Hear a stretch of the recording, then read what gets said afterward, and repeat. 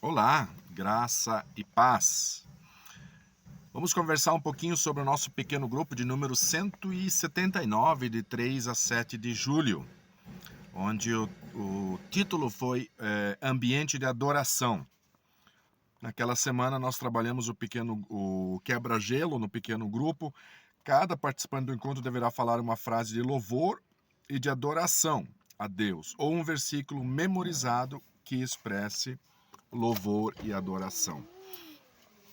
Ali a gente voltou a trabalhar, irmãos, uma coisa que se perdeu também na igreja atual é memorizar partes da Bíblia, né? A gente não consegue mais memorizar devido a ter acesso tão fácil à Bíblia através do celular, do computador.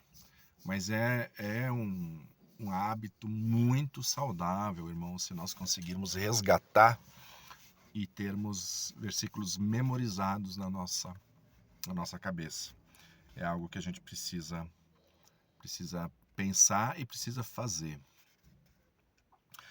Atos, capítulo 16, nós lemos de 16 a 40, que diz o seguinte: certo dia, quando íamos caminhando para o lugar da oração, veio ao nosso encontro uma escrava. Essa moça estava dominada por um espírito mau que adivinhava o futuro, e os seus donos ganhavam muito dinheiro com as adivinhações dela.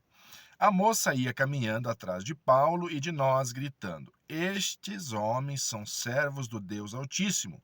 Eles anunciam como vocês podem se salvar. Ela fez isso durante muitos dias, então Paulo ficou aborrecido, virou-se para ela e ordenou ao espírito: em nome de Jesus Cristo, mando que você saia dessa moça. E no mesmo instante o espírito saiu. Quando os donos da moça viram que não podiam ganhar mais dinheiro com as adivinhações dela, agarraram Paulo e Silas e os arrastaram à praça pública diante das autoridades. Eles os levaram aos oficiais romanos e disseram: estes homens são judeus e estão provocando desordem em nossa cidade. Estão ensinando costumes que são contra a nossa lei. Nós somos romanos e não podemos aceitar esses costumes. Aí a multidão se ajuntou para atacar Paulo e Silas. Os oficiais rasgaram as roupas deles e mandaram surrá-los com varas.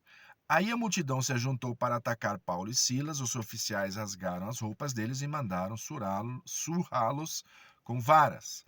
Bateram muito neles e em seguida jogaram os dois na cadeia, dando ordem ao carcereiro para guardá-los com toda segurança. Depois de receber essa ordem, o carcereiro os levou para o fundo da cadeia e prendeu os pés deles entre os dois pedaços de madeira muito pesados. Mas ao menos à meia-noite, Paulo e Silas oravam e cantavam hinos a Deus e a outros presos e os outros presos estavam escutando.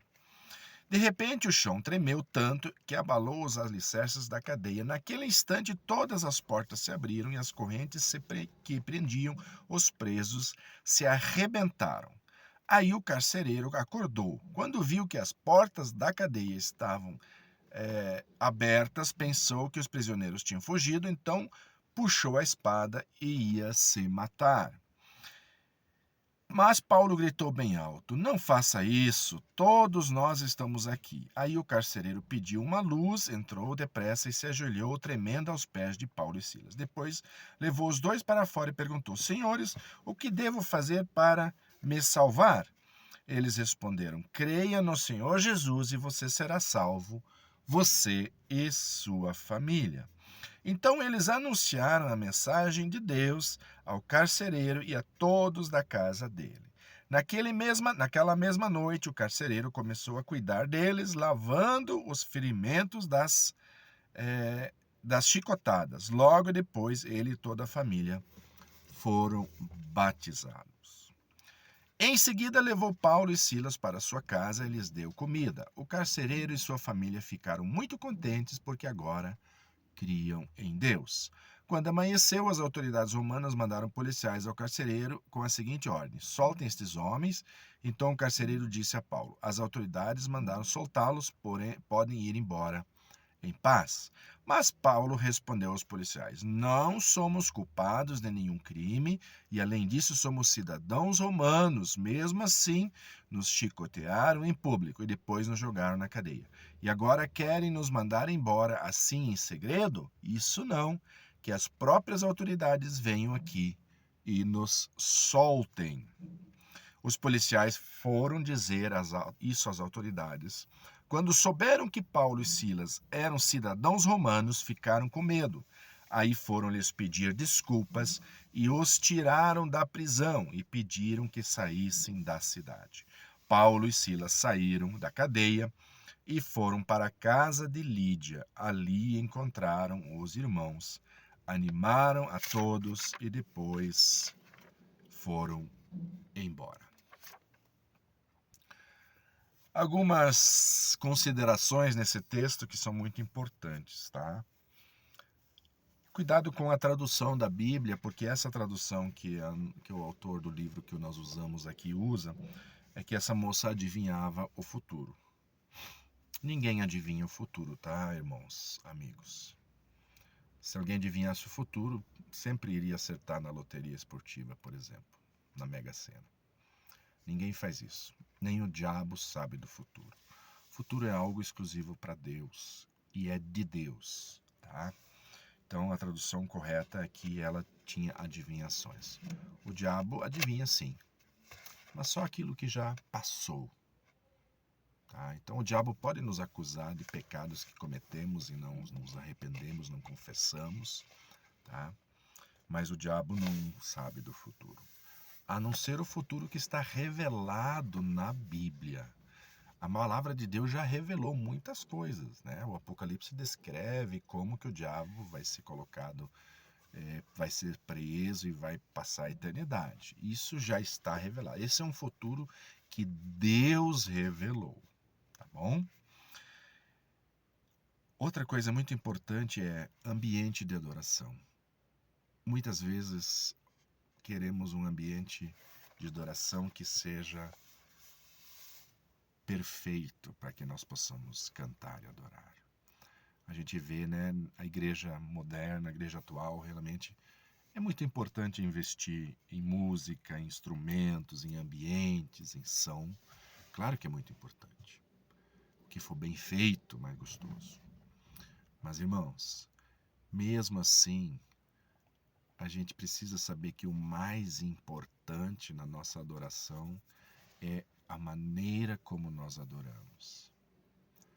É isso, Deus olha para o nosso coração quando nós adoramos.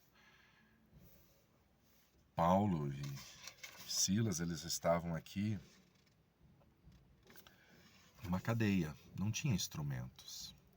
E eles estavam adorando e cantando a Deus. Então, irmãos, muito cuidado com isso. Hoje o louvor não estava bom porque não tinha instrumento, estava desafinado, ou faltou um instrumentista, alguma coisa assim. Deus quer um louvor que seja de coração e que venha dos seus filhos. Eles estavam adorando numa cadeia sem nenhum instrumento. E Deus fez um grande milagre naquele local. Então, muito cuidado. Muito cuidado.